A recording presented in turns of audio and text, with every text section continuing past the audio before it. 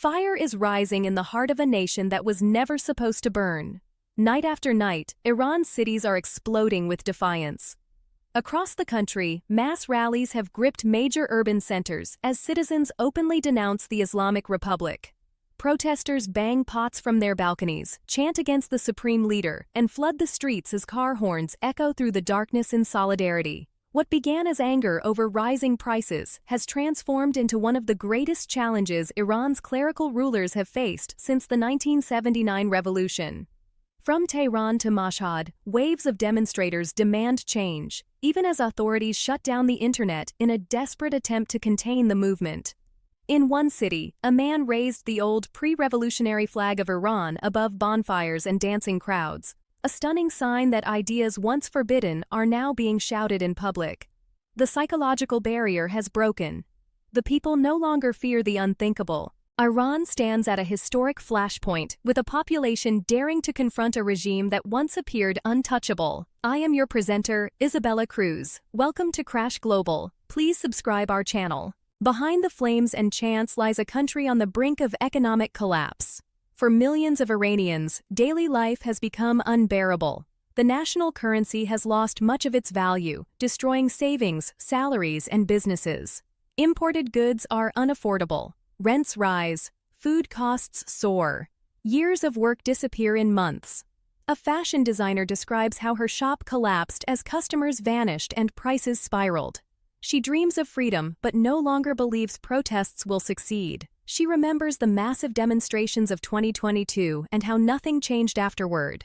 Others have stopped working altogether. One unemployed man says effort is meaningless in a system where inflation wipes out everything. He sees no real future. Either the government falls or it drives the country into total ruin.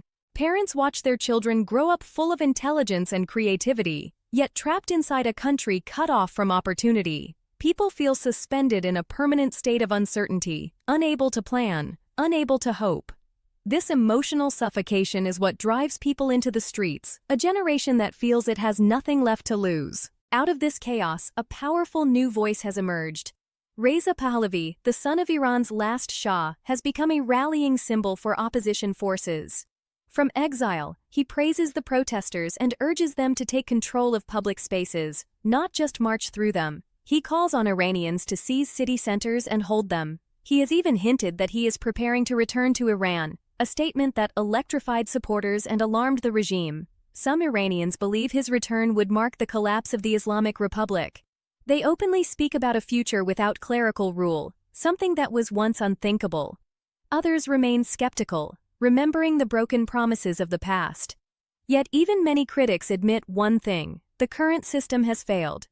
For people crushed by poverty, censorship, and fear, almost any alternative now feels better than the present. Inside Tehran, the government is preparing for a fight. The supreme leader condemns the protesters, labeling them criminals and foreign agents. Security forces respond with brutal force. Demonstrators are shot, beaten, and arrested. Prisons overflow. Families bury their dead. The government cuts off the internet to hide what is happening, but the blackout only deepens public rage. At the same time, international pressure is rising. Western governments openly support the protesters and condemn the killings. Iran accuses foreign powers of trying to engineer a coup.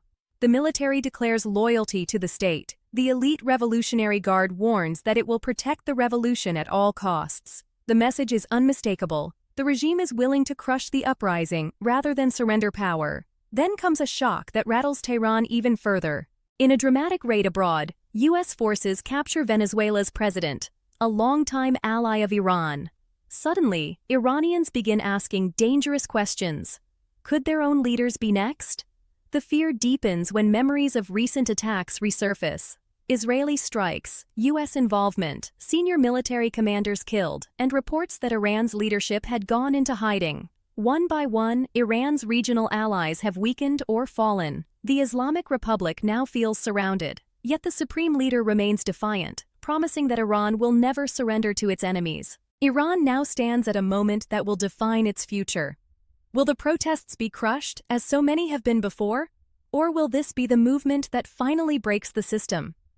Some believe foreign support and internal resistance will soon force the regime to fall. Others think change will come slowly, through repeated waves of unrest that weaken the security forces from within. There is also a darker fear that Iran could slide into a long-term crisis, trapped in sanctions, inflation, and isolation, much like Venezuela, a nation rich in resources but broken by politics. Whatever happens next will not stay within Iran's borders. A collapse of the Islamic Republic would send shockwaves across the Middle East and reshape global power. Its survival through force would usher in a darker era of repression and hardship. The Iranian people are standing at the edge of history. The world is watching.